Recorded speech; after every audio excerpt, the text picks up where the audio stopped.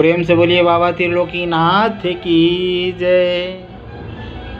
इसके पहले आपने भिन्न भिन्न कहानियाँ सुनी हैं। आज मैं एक नई कथा के साथ आप लोग के समक्ष प्रस्तुत हूँ। चलिए कथा का वाचन करते हैं। श्रोतागण हाथ जोड़ लीजिए, बाबा त्रिलोकीनाथ को ध्यान में रखते हुए कथा को श्रवण कीजिए, बढ़िया ढंग से सुनिए। प्रेम से बोलिए बाबा त्रिलोकीनाथ की जय। कथा का नाम है भक्त ब्रह्मन कुमार। एक बार ऋषि मुनियों के नैमिषारण्य तीर्थ के भूमंडल में 88,000 ऋषि मुनि एकत्रित हुए।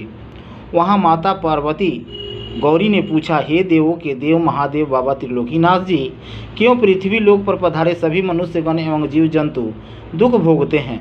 क्या वे सभी दुखों का सामना ही करते रहेंगे? हे प्रभु, आप उन सबों का उद्धार करें, क्योंकि वे सब बस आप ही के तो बनाए गए कठपुतले हैं। और आप एक ऐसे पूजन एवं व्रत का उपाय बतावें जिसके करने मात्र से स्त्रियां पुत्र पौत्र से संपन्न होकर उसके साथ साथ धन्य धान्य से परिपूर्ण होते हुए सदा सुहागन एवं अटल सौभाग्यवती रहे, तथा जो मनुष्य इस व्रत का ठीक ढंग से पालन करे वह सभी से मुक्त होकर सुखी जीवन व्यतीत करे। इन सभी बातों को सुनकर व्यास जी बोले, माता, यह निश्चित नहीं है कि पृथ्वीवासी सदा दुख भोगते रहेंगे। यदि वे बाबा त्रिलोकीनाथ के नामों का गुणगान करें तो इन सभी दुखों से अवश्य मुक्त हो सकते हैं। इस पर माता ने पूछा, तो हे देव, आप इनके विधि विधान के तरीके बतावें। व्यास जी बोले, माता, पृथ्वीलोक में एक ब्रह्मन कुमार रहा करते थे। उनकी शादी के पश्चात उनके माता पिता दोनों स्वर्ग सिधार गए। वह ब्रह्मन कुमार पूर्ण रूप से धन्य धान्य से संपन्न था, लेकिन कोई संतान न होने के कारण वे पति पत्नी दोनों हमेशा चिंतित रहा करते थे। एक बार की बात है कि ब्रह्मन कुमार की पत्नी रात में सोई हुई थी, तो उसे स्वप्न में बाबा त्रिलोकीनाथ ने बताया कि तुम नित्य सुबह जगो, बिछावन छोड़ने से पूर्व जय बाबा त्रिलोकीनाथ के नाम का गुणगान करो। सभी साथी जनों को त्रिलोकीनाथ ही बोला करो। सत्य कर्म पर डटे रहो। केवल मूर्ति पूजा ही एवं भक्ति करना ही कर्म नहीं है। सही वक्त पर अपना कार्य पूरा करो। किसी को कष्ट मत दो। कष्ट में पड़े प्राणियों को कष्ट से मुक्त कराने का अथक प्रयास करो। यह सर्वविदित है कि मूर्ति में भगवान होते हैं, मूर्ति भगवान नहीं होता। सुबह जगने के समय एवं रात में सोने के समय इनके नामों का जाप अवश्य करो।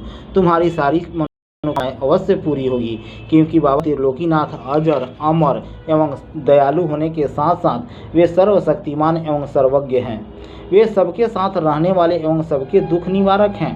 इतना सभी देखने के पश्चात वह ब्रह्मणी सुबह जगी तो उसने अपने पति से सारी बातें कह सुनाई और उसी समय से विधि विधान से बाबा त्रिलोकीनाथ के पूजन करना शुरू किया। इस प्रकार समय के बीतते ही उसे एक पुत्र की प्राप्ति हुई, जिसे पाकर वे दोनों खुश हुए और सुखी जीवन व्यतीत करने लगे। तो हे माता, यही सब बाबा त्रिलोकीनाथ के भक्ति का तरीका है। जो व्यक्ति सुबह जगता है, बिछावन छोड़ने से पूर्व 21 बार स्वच्छ मन से जय बाबा त्रिलोकीनाथ के नामों का जाप करता है, वह व्यक्ति दिन भर ठीक ढंग से अपने कार्यों को संपादित करता है। यदि वह दूसरों को न सताता है और न दूसरों को कष्ट पहुंचाता है तो बाबा त्रिलोकीनाथ सदा उसके साथ रहते हैं। तो हे माता, इस प्रकार के कार्य यदि पृथ्वीवासी करते हैं तो निश्चय ही उनके मनोकामनाएं पूर्ण होगी और उनका जीवन सफल होगा। तो प्रेम से बोलिए बाबा त्रिलोकीनाथ की जय। बाबा त्रिलोकीनाथ की जय। कर्पूरे गौरम करुणावतारम संसार सारम भुजगेन्द्रहारम सदा वसन्तं हृदयारविन्दे भवं भवामि सहितं नमामि गिरीशं गणेशं गले नीलवर्णं गवीन्द्राधिरूढं गुणातीतरूपं भवं भास्वरं भस्मनाभूषितांगं